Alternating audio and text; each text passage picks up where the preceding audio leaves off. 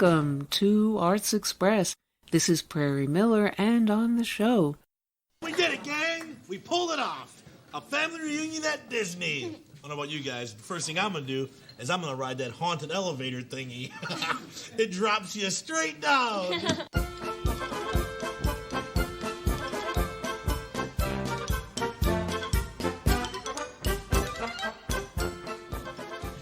Good morning. Welcome to the Mickey's Breakfast Jamboree. My name is Billiam, and I'll be serving you today. You guys here on a special occasion? Well, we're here on that new Magical Gatherings family package. Got the whole Matusik clan down from Ohio, right, guys? Say hi. Hi! Well, great. Let me tell you Mickey specials today. We've got steak and eggs served with some home fries and Mickey waffles. Woo! I love me some steak and eggs. Ever since they found mad cow disease in the U.S., I'm not taking any chances. It can live in your body for years before it ravages your brain. You're enjoying your day, everything's going your way. Then along comes Debbie Downer. Always there to tell you about a new disease, a car accident or killer bees. No beggar to spare you, Debbie, please. But you can't stop Debbie Downer.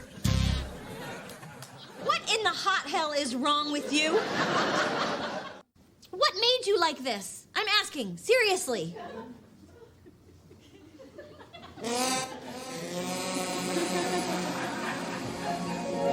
I have so many good wishes. I bet they'll all come true.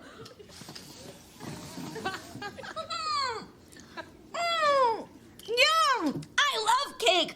It's like your mouth's at a carnival. Thanks, Grandma. Enjoy it now, kiddo. Gluten allergies are rampant in our family. You're going to eventually have to restrict. So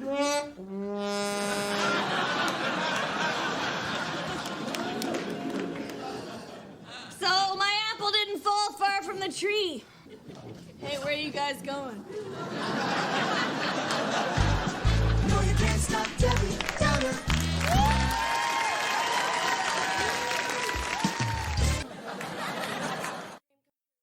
And that was Rachel Dratch portraying her most unforgettable and most notorious character, Debbie Downer, embarking on a summer trip with some of Saturday Night Live's usual suspects to Disney World, and Downer messing up their summer vacation with grim details about what's going down in the real world all around them, but in a way a kind of showdown satire of shallow minds versus, well, the 24/7 socially conscious reality surrounding them. And Rachel Dratch is our guest today to delve into, says Dratch, the Debbie Downer that lives inside of me, along with her current starring role in I Love My Dad as Patton Oswalt's unconventional girlfriend roped into impersonating the voice on the phone to entice Oswalt's alienated son into a reconciliation. First, a little more from Rachel's Debbie Downer persona, turning up in a gas mask during a wedding party as the COVID crisis drags on. Then Rachel Dratch. Ladies and gentlemen, let's hear some noise for our newly hitched Mr. and Mrs. who have been stealing some kisses. Mark and Liz McKellen, yo! I never thought that Liz would settle down, but Mark is the perfect match to happily ever after. Happily ever after. Is this table 9? Oh, whoa. Yes, it is. It sure is. We're in the fun table. Yeah. Join us. Looks like you're gonna have to take the mask off to eat unless you're gonna poke a little hole in the middle there. Yeah, don't worry. None of us are sick. We're just a little tipsy. Well, unfortunately,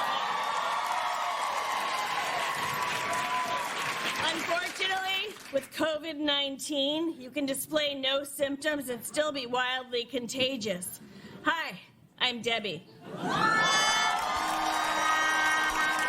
You're enjoying your day, everything's going your way. Then along comes Debbie Downer. Always there to tell you about a new disease, a car accident or killer bees. No beggar to spare you, Debbie, please. But you can't stop Debbie Downer. That's a pretty elaborate mask. It kind of looks futuristic, isn't it? I bought one of the N95s on Amazon. They say to forego masks, but good luck nabbing one when we're facing a worldwide pandemic. Yeah,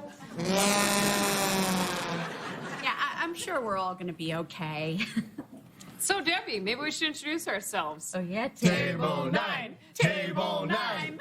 I'm Liz. I'm Liz's Aunt Karen, and this is my daughter, Mindy. Yes, and I'm Cousin Hank, and this is Uncle Gary.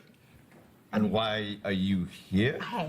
I don't know. I mean, how do you know the happy couple? Oh, I'm Mark's first cousin, once removed, for trespassing.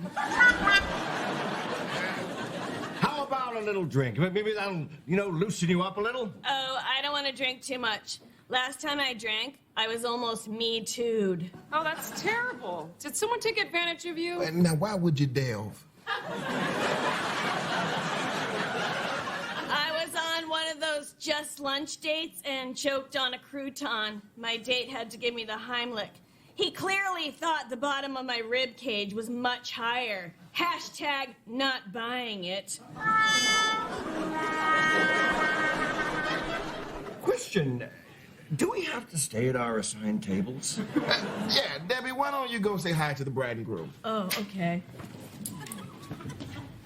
Hey, congrats, you guys. This is a really beautiful wedding. I wanted to give you my gift, though. Here, open it. I made a donation in your name to my favorite charity. Oh, thanks. Oh, a $25 donation to Pounce for a cure. Mm-hmm. A cure for what? What? No, don't ask that. Don't. Feline AIDS. It's the #1 killer of domestic cats. Meow, meow. Hey, Debbie, they're serving the entree, so why don't you go sit down and stuff your mouth with good food? Okay, enjoy, guys.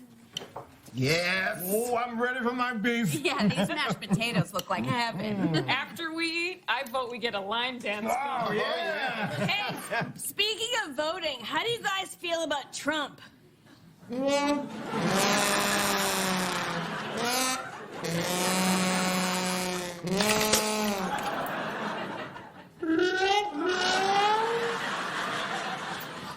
Oh, look, guys, I just caught the bouquet.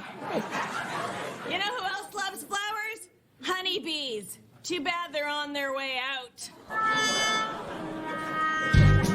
No, you can't stop Debbie Downer.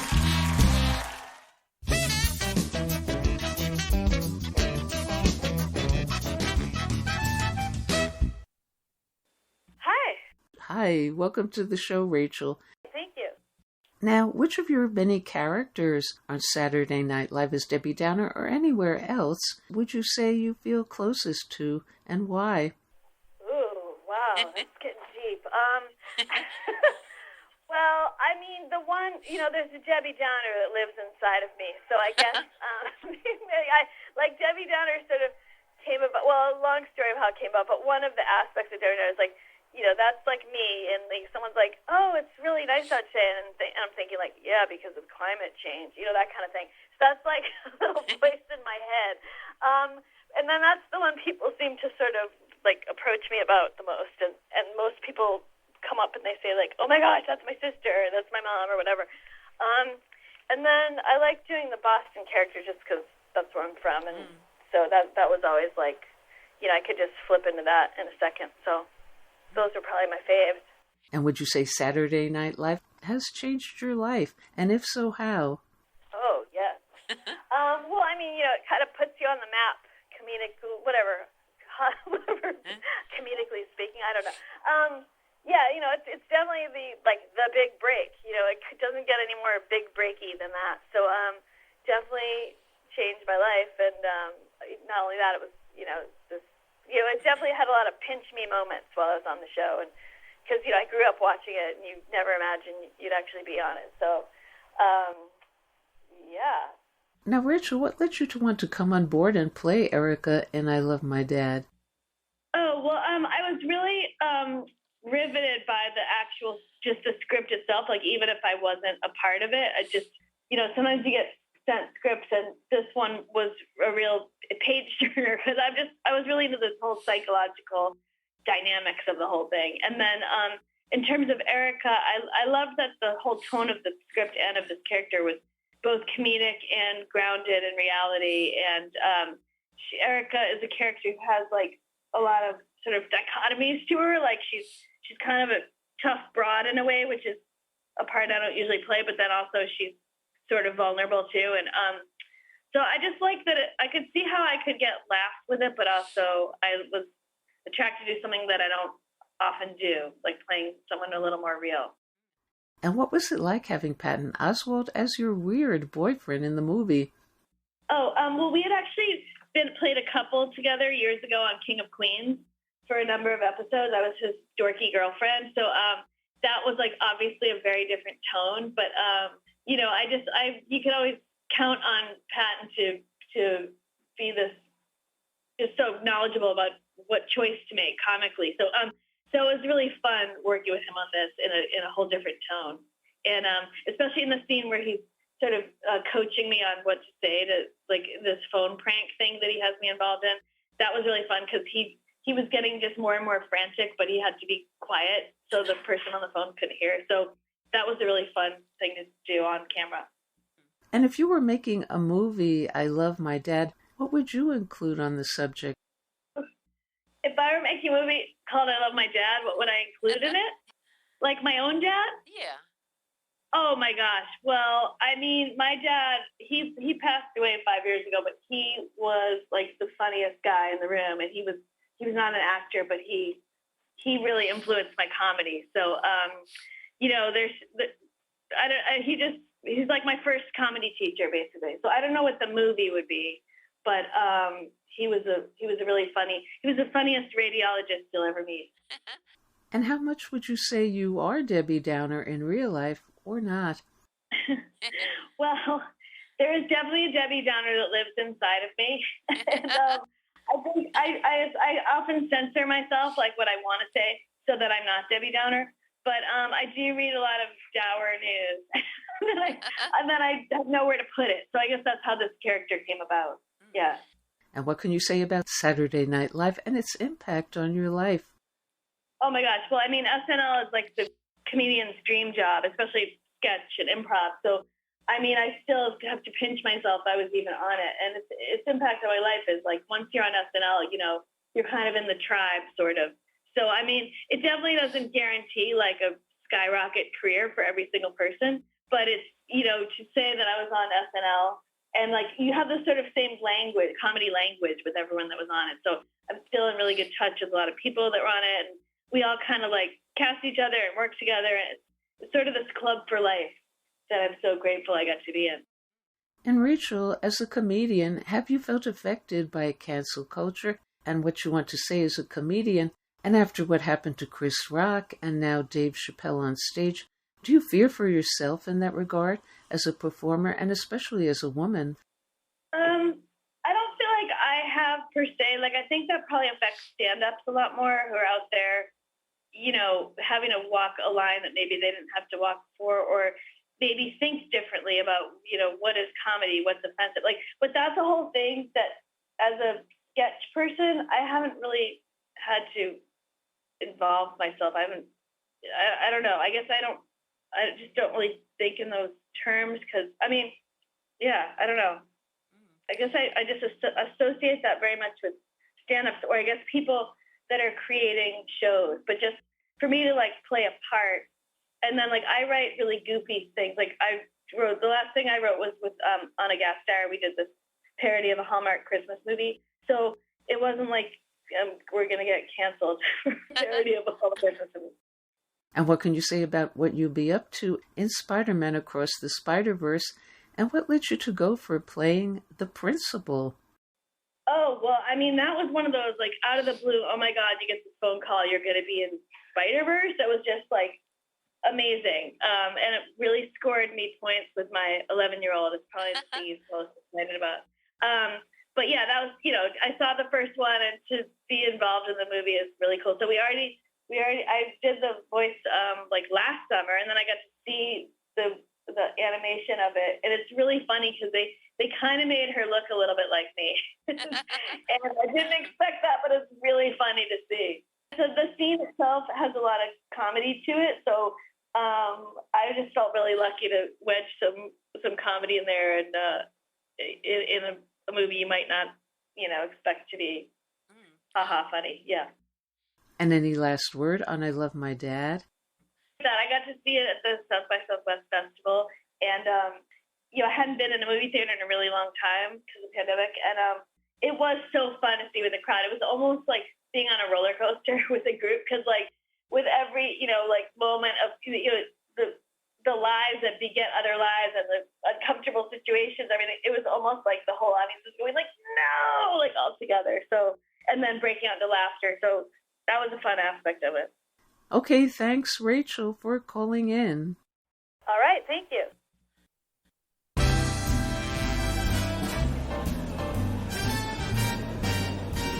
This is so amazing. This is such a special night, and I am surrounded by everyone that matters to me, especially you, Chad. Well, your friend better get here soon, because I think they're about to start. Yeah, I know. Yeah, I bet you're the only person to take your first babysitter to the Oscars. Well, we used to put on plays in my living room, and that's when I really fell in love with acting. Oh, my God. Here she is. Hi, Deb. Hey. Sorry I'm late. There was an accident on the 405. From the looks of it, there may have been fatalities. You gotta assume that when they bring out the jaws of life. You're enjoying your day, everything's going your way. Then along comes Debbie Downer. Always there to tell you about a new disease, a car accident or killer bees. You beg her to spare you, Debbie, please, but you can't stop Debbie Downer. I'm so glad you're here. Chad, this is Debbie. She used to babysit me. Hi, nice to meet you, Debbie. Hi.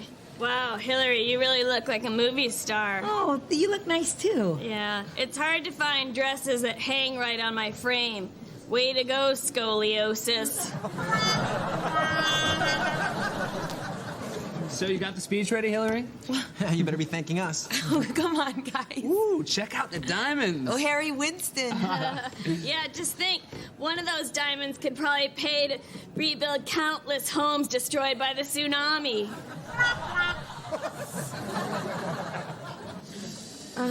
Okay, guys, I think it's about to start. Okay, wow. Hey, wow, that's a pretty big ribbon. Oh, yeah, I had a normal size one till 2 weeks ago when they discovered the super strain. So this was your favorite babysitter? Well, I guess back then I thought she was dark and cool, but now I see she's just a huge ass ache. Well, here's the good news. The show's only 6 hours long. And if you're getting a new puppy, do me a favor. Check it for ringworm. Makes rabies look like the common cold.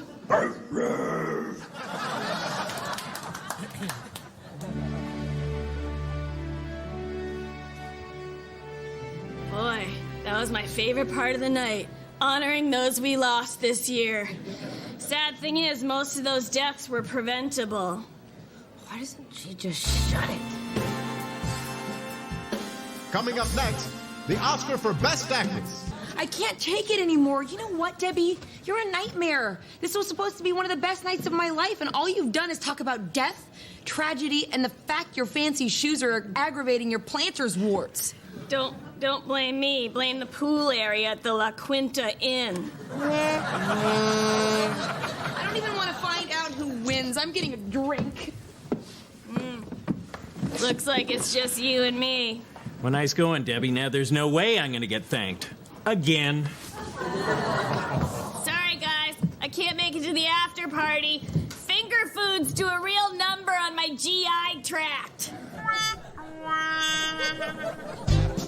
No, you can't stop Debbie Downer.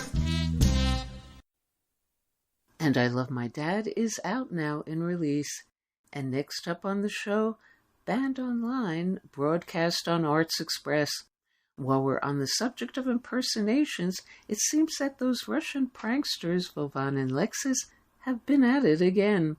This time phoning up eminent filmmaker David Lynch, posing once more as Ukraine President Zelensky. In this Arts Express Cancel Culture Uncancelled episode, as this interview has curiously disappeared online, The director, known for Twin Peaks, Dune, Mulholland Drive, and Wild at Heart, urges Zelensky to, quote, fix this thing, have a beer with Putin, have a couple of beers. Here's that conversation. But first, to set the truth stranger than fiction mood, some scenes from David Lynch's Dune.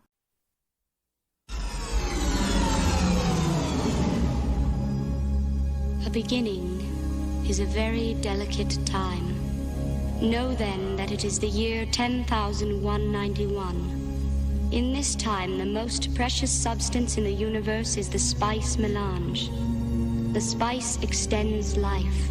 The spice exists on only one planet in the entire universe. The planet is Arrakis, also known as Dune. You are about to enter a world where the unexpected. Many dangers exist on Arrakis. The unknown. An incredible secret has been kept on this planet. And the unbelievable meet. I see two great houses feuding. Where kingdoms are built on earth that moves. We have Wormside, the likes of which even God has never seen. And skies are filled with fire. The prophecy which will cleanse the universe and bring us out of darkness. Where a young warrior is called upon to free his people.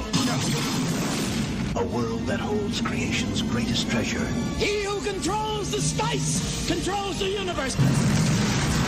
And greatest terrors. A world where the mighty. This is genocide. The deliberate and systematic destruction of all life on Arrakis. The mad. I will kill him! I will love you forever. And the magical. Father, the sleeper has awakened! Will have their final battle. Long live the fighters!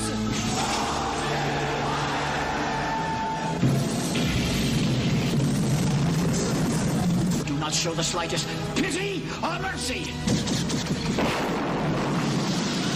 Emperor, we come for you! A spectacular journey through the wonders of space and the mysteries of time. From the boundaries of the incredible to the borders of the impossible. A world beyond your experience, beyond your imagination.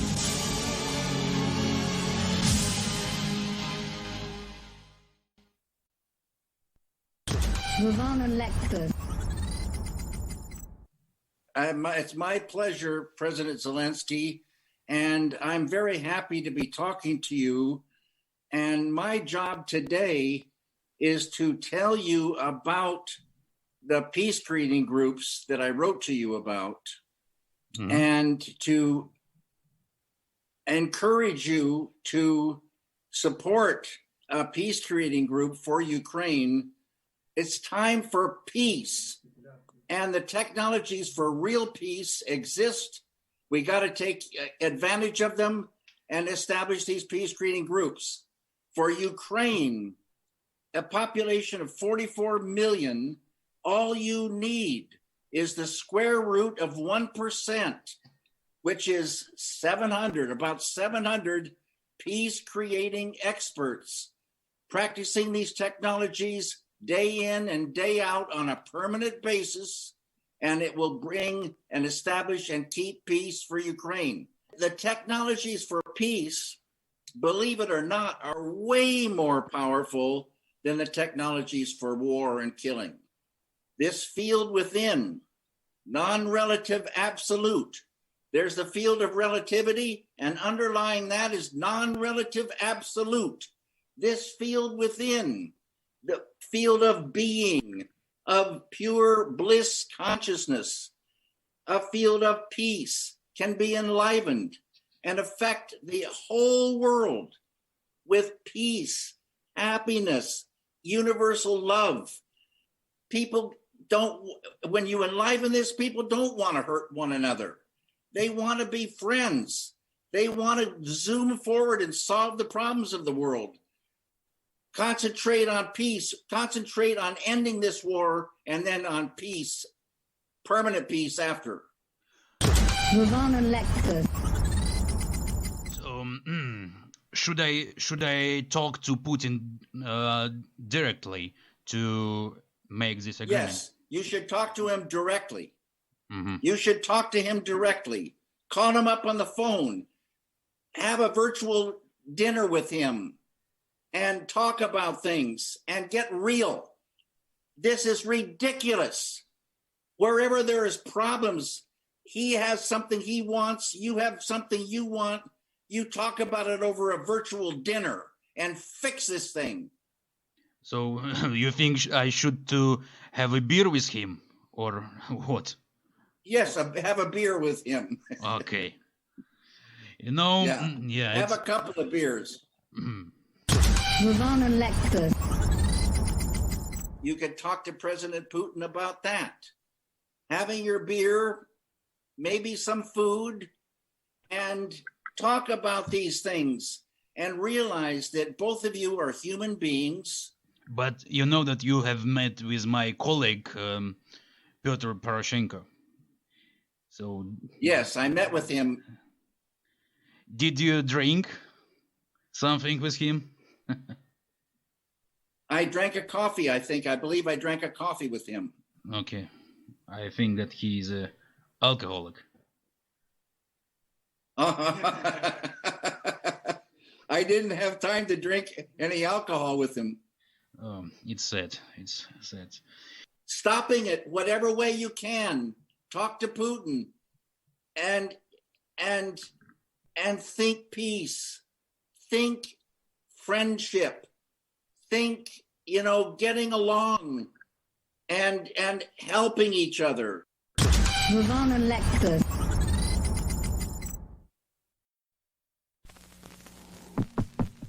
Hello, hello, hello. Testing. 1, 2, 3. Hello. My name is Polly Vandersma, and I'm a girl Friday. Well, actually, I became a person Friday a couple years ago. Didn't change the job very much. Anyways, my new boss was a curator. She loved to talk about art things. I could never really talk to them about all the things I think about sometimes. And all the things I've seen.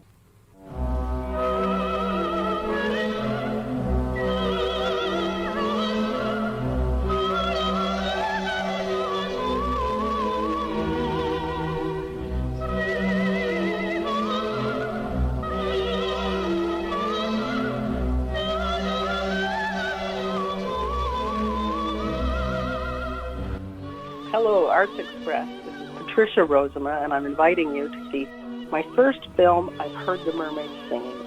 This is Patricia Rosema.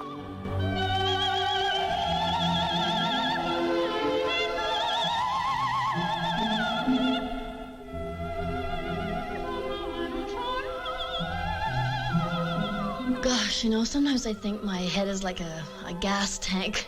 You have to be really careful what you put into it, because it might just affect the whole system. I mean, isn't life the strangest thing you ever seen?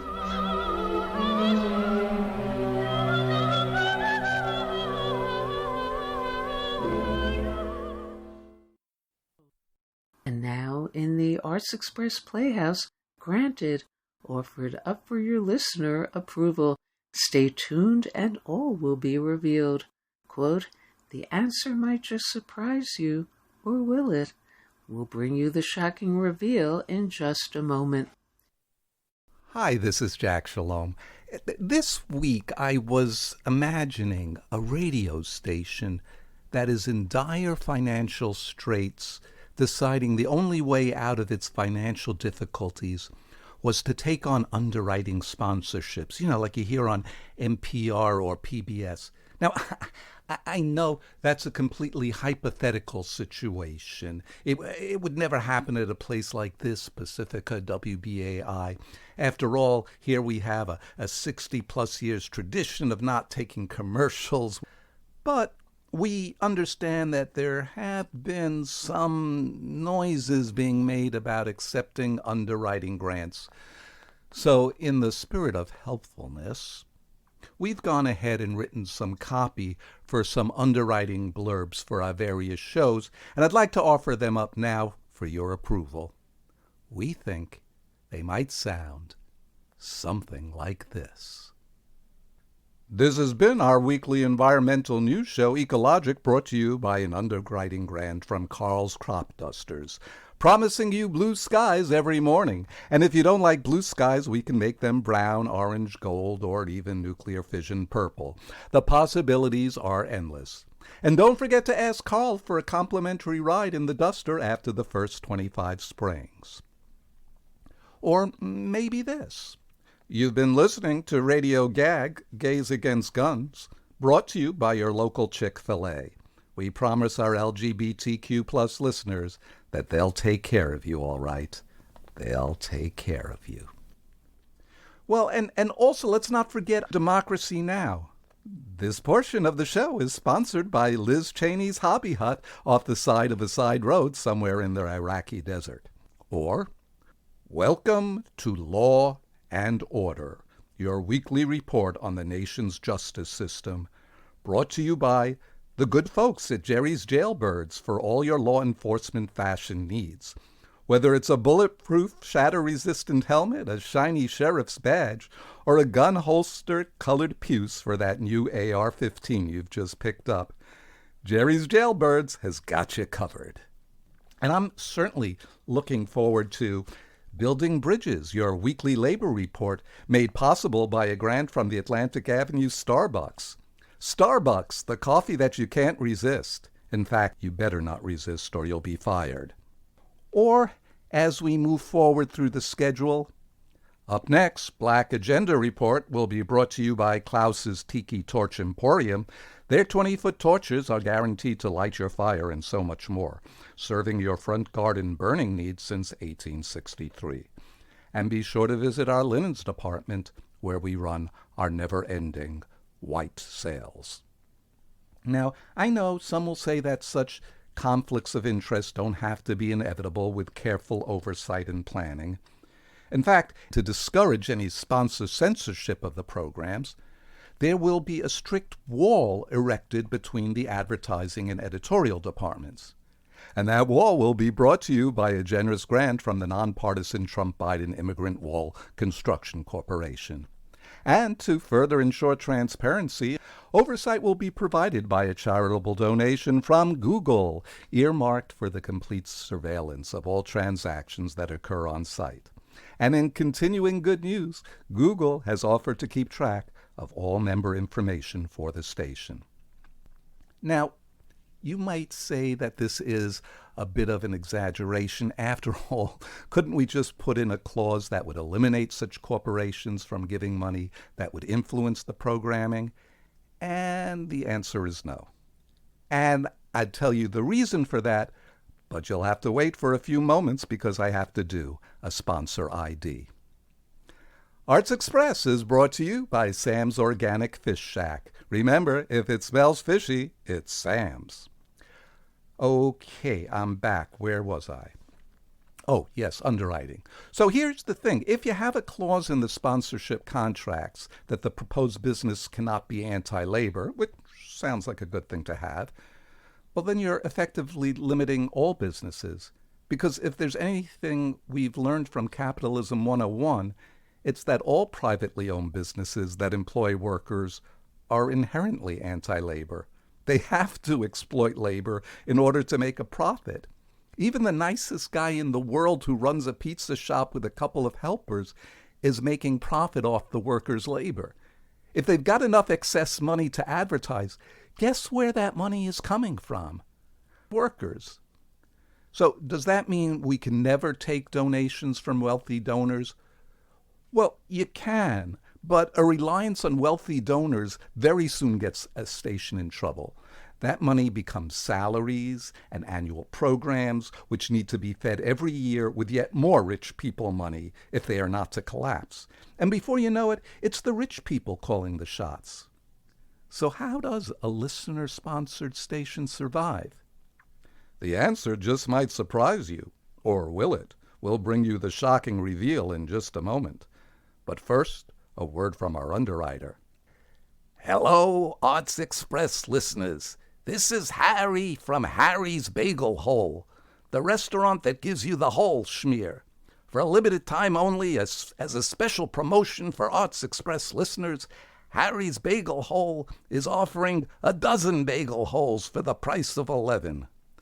We don't give you dough, just the nothing center. These holes are so light and airy, perfect for those who are fasting. You could eat 1,000,000 of them and you won't gain weight. And they won't take any space on your refrigerator shelf. At Harry's, we give you the whole hole and nothing but the hole. No disgusting dough or pumpernickel seeds. And that's the whole truth and nothing but. Thank you, Harry. Well, we're back. So, how does a listener-sponsored station survive? Well, shockingly, by remembering that we're here for the listeners.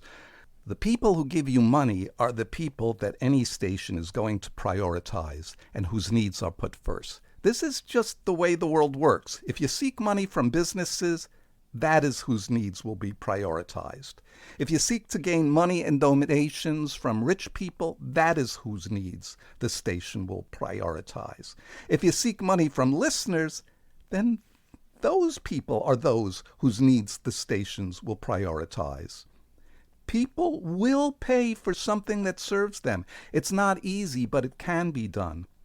But first, people need to know about the station, need to know that there is a station that does something for them. Promotion, promotion, promotion. I remember the great story that Lloyd Richards, the black director of A Raisin in the Sun, told. During the out-of-town tryouts of Raisin, they had no idea if anyone was going to see it, but after a while, lines started forming, and there were lots of black people online, people who had never even seen a play before. So he was very curious. He asked an older black woman online why she was there. And she replied, "I heard there was something about us going on here." Well, Pacifica needs to get out into all the communities that our programs serve to let the people know that there's something about us going on here. There are millions of people in the Pacifica listening areas who just don't know yet that they are Pacifica listeners. Instead of just speaking on the radio to those who already know about Pacifica, we have to let others know by going out to them, reaching out, and finding our audience. The specifics of that are a longer discussion, but that needs to be the starting point. Otherwise, who knows? We might soon be hearing this on our tenants' rights program, Housing Notebook. Housing Notebook, brought to you by the Goodfellas Finance Corporation, offering subprime mortgages for all, servicing the community with payday loans and protection services for decades. Landlords, be sure to ask about our quick one-step removal incentive program. This is Jack Shalom for Arts Express with host Prairie Miller. This segment of Arts Express, fortunately, was not brought to you by a grant from the Milton Friedman Humor Foundation. At least, not this time.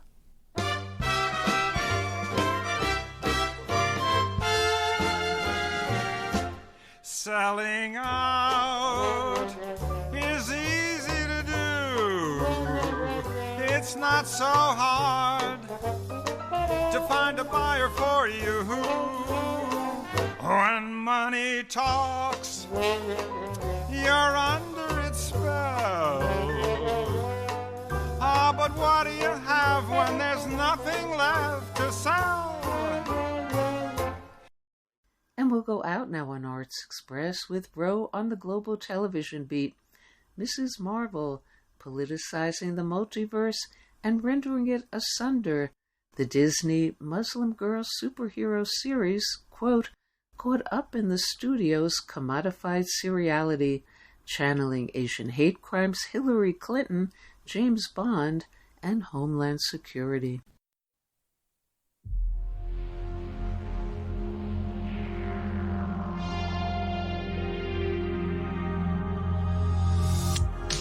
Okay, so first off, I just want to say, I get it. You get what? High school. Kamala. Another adventure shirt. Cute. She thinks I'm some kind of weirdo. You are a weirdo. Boys. Excuse me. Yeah. You're kind of on my shirt. Sorry. But you're staring out the window in your little fantasy land. Kamala, hey, already? Really? Come on, like... Do I have to figure out my whole future before lunch, or is there like... Maybe they're right. I spend too much time in fantasy land. That is not you. It's not really the brown girls from Jersey City who save the world. That's the fantasy, too. Did something happen to you? No, why? Did you hear something? Kamala?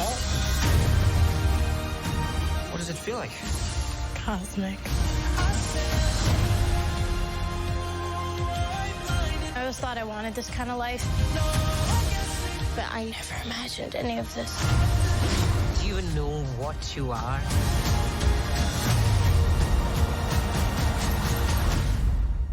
I'm a superhero.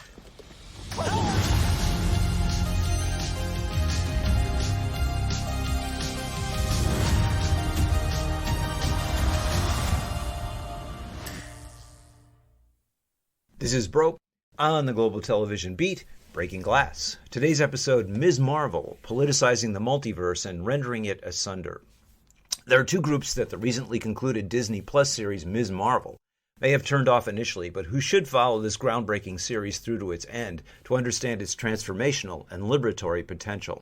The first are the usual Marvel fans who see themselves as caught up in the studio's commodified seriality, where every series and film relates to each other one, and who search for Easter eggs, which identify these affinities and hint at future projects.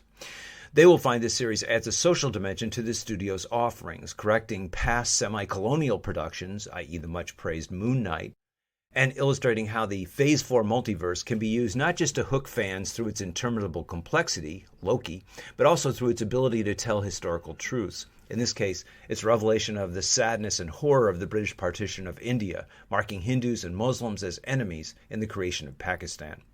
The second group are those who believe that nothing good can ever come of the Marvel Universe, when in fact there are projects which point the way towards a better world, such as the Afrofuturism on display in the Kingdom of Wakanda in Black Panther.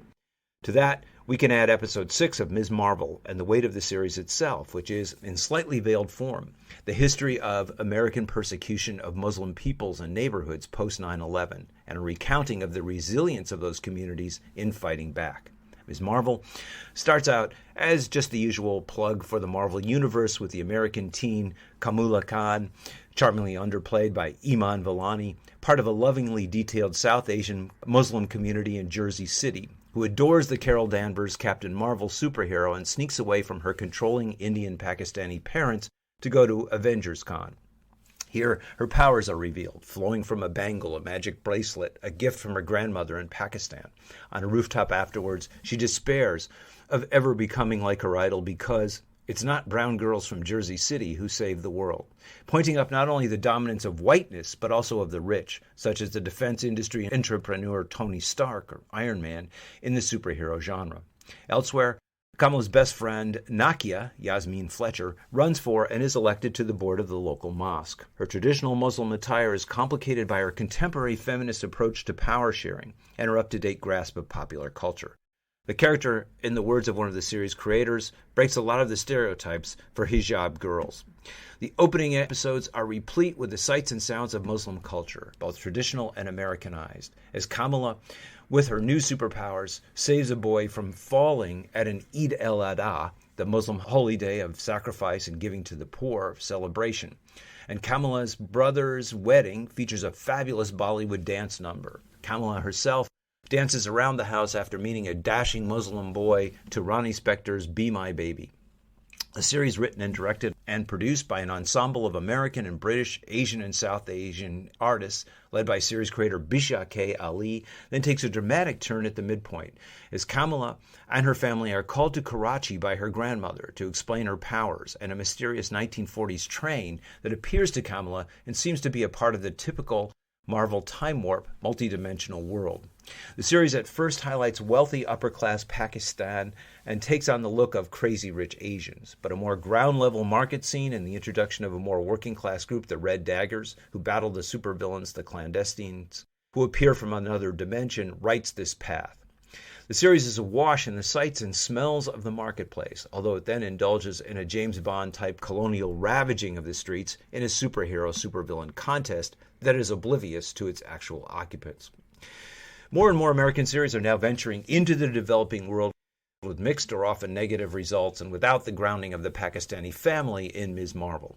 The worst was probably Marvel's preceding series Moon Knight, which features the absurd colonial sight of the turbaned villain Ethan Hawke commandeering Egyptians to unearth a pyramid treasure right out of an utterly racist classical Hollywood film.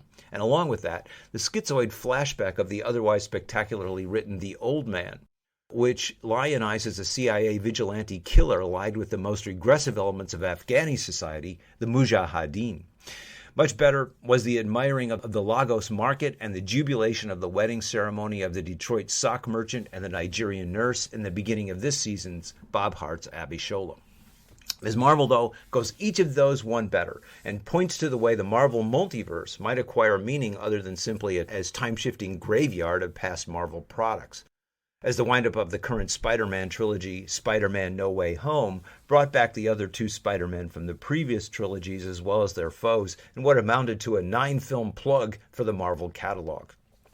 In episode 5 of 6, Kamala is returned using the bangle to the moment of the partition as, perched atop a train, she watches a momentous scene of people fleeing with all their possessions and attempting to clamber aboard the last way out of India for Pakistan.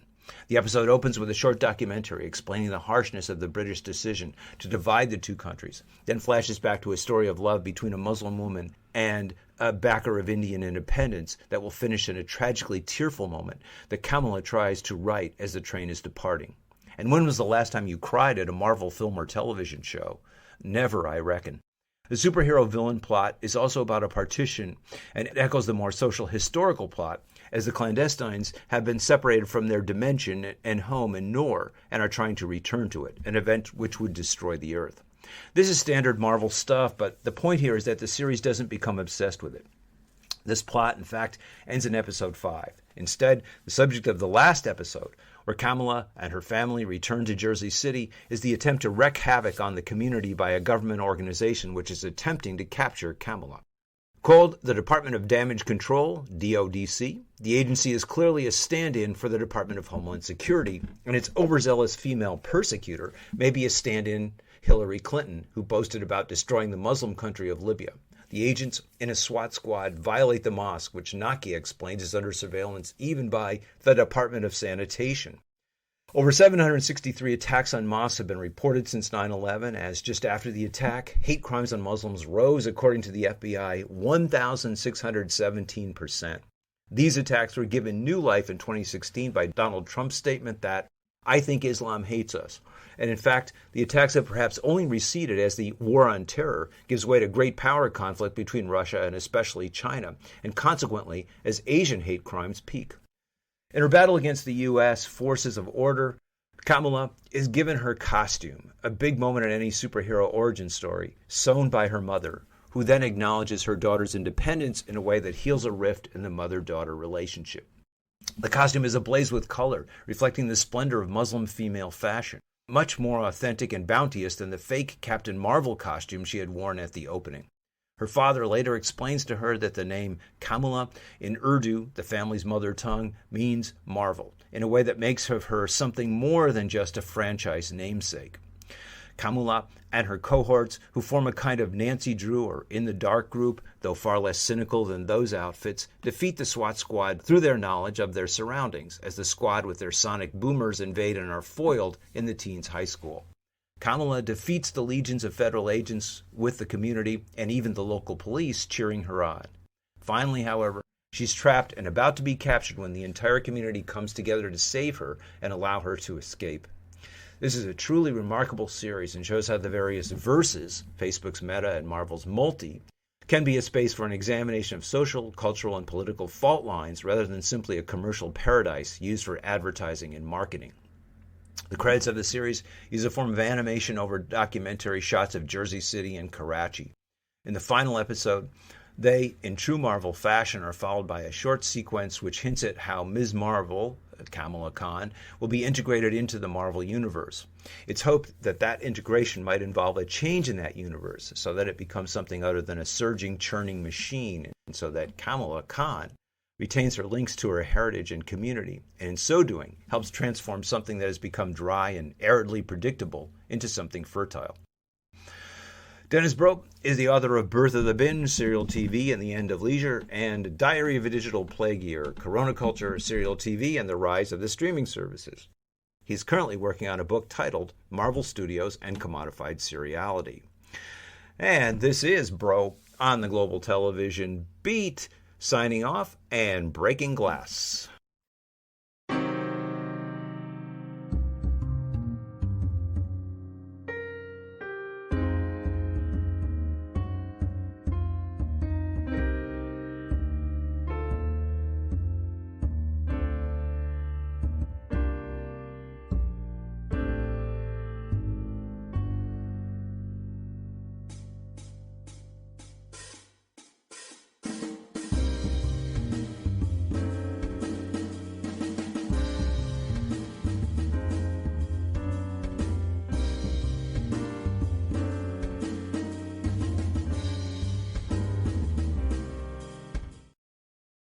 And that's all we have time for today on Arts Express, Expression in the Arts.